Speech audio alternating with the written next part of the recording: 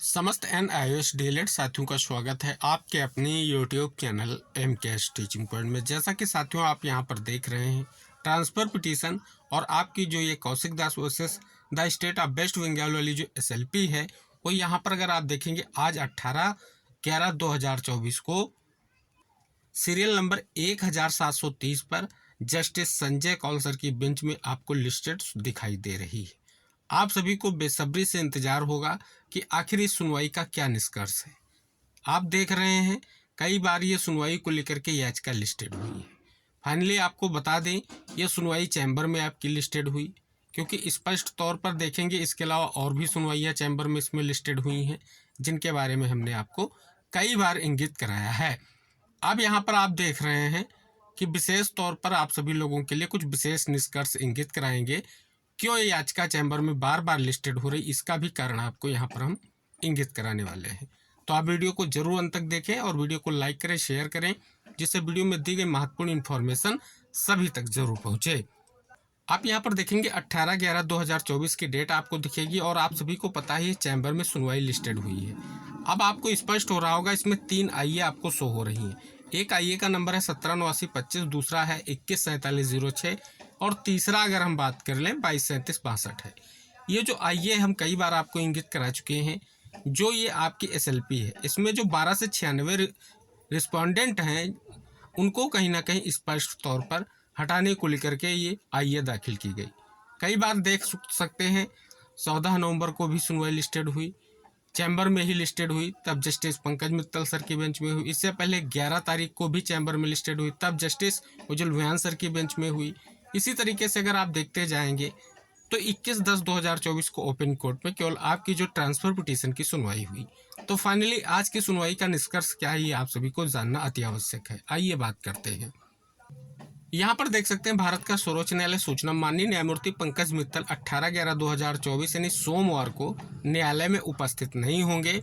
इसलिए माननीय न्यायमूर्ति पंकज मित्तल और माननीय न्यायमूर्ति संदीप मेहता की पीठ के समक्ष अंतिम सूची में न्यायालय संख्या 17 के समक्ष दिखाए गए मामलों को अब न्यायमूर्ति संजय करोल और न्यायमूर्ति पंकज मेहता की पीठ द्वारा सुना जाएगा, सिवाय आंशिक रूप से सुने गए मामलों के यदि कोई हो।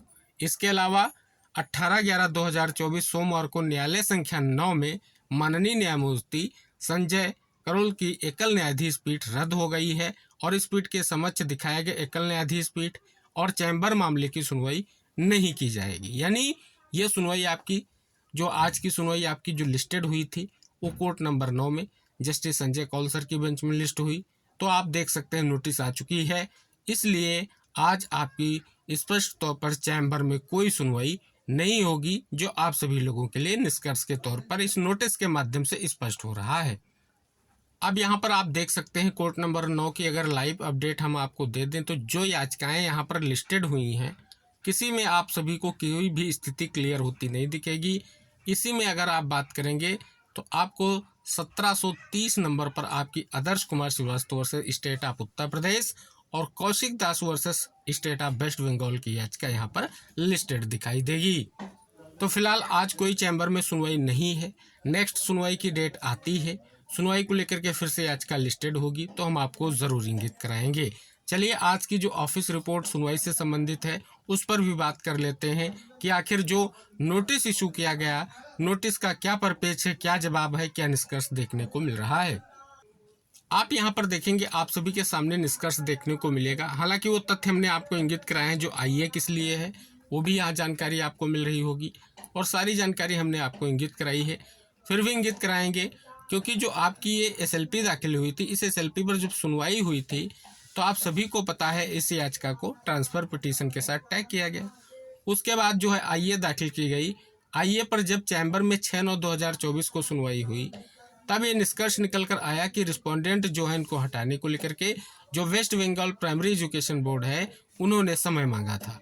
तो स्पष्ट तौर पर कहीं ना कहीं उसके बावजूद निष्कर्ष आपको देखने को मिल रहा है कि काउंटर एफिडेविट फाइल कर दिया गया है जो एडवोकेट है उनके माध्यम से, लेकिन चैम्बर में बार बार सुनवाई लिस्टेड हो रही लेकिन निष्कर्ष निकल कर नहीं आ पा रहा है क्योंकि कहीं ना कहीं स्पष्ट तौर पर सुनवाई नहीं हो पा रही है, जिसका कारण आप देख रहे हैं।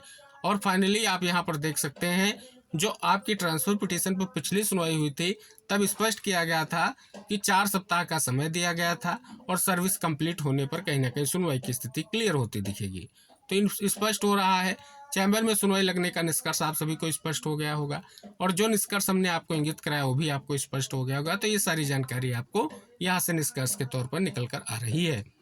तो जिस प्रकार से आपने देखा कि स्पष्ट तौर पर ये फाइनली जो आपकी चैम्बर में सुनवाई लिस्टेड हो रही है वो केवल और केवल एसएलपी की वजह से हो रही है, क्योंकि एसएलपी में आईए दाखिल की गई है कि जो 12 से 96 रिस्पोंडेंट हैं उनको हटा दिया जाए और शेष रिस्पोंडेंट को कहीं ना कहीं स्पष्ट तौर पर निष्कर्ष के तौर पर नोटिस इशू किया जाए। ये सारी चीज़ें हैं। तो जब तक कोर्ट का डायरेक्शन आईए पर निस्तारित नहीं हो जाता है तब तक कहीं ना कहीं एसएलपी पर स्थिति ऐसे ही बनी रहेगी। तो ओपन कोर्ट में जैसे ही आपकी ट्रांसफ़र पिटीशन सुनवाई को लेकर के लिस्टेड होगी, जानकारी प्रोवाइड कराई जाएगी। फिलहाल आज की सुनवाई जो आप सभी की लिस्टेड हुई थी चैम्बर में, उसका निष्कर्ष आ चुका है कि आज कहीं ना कहीं आपकी सुनवाई को लेकर के जो स्थिति है वो सुनवाई कैंसिल हो चुकी है। तो आई होप आपको वीडियो पसंद आएगा। वीडियो लाइक करें, शेयर करें, चैनल पर नए तो चैनल को सब्सक्राइब करें। मिलते हैं नेक्स्ट अपडेट के साथ, तब तक के लिए बाय बाय, टेक केयर साथियों।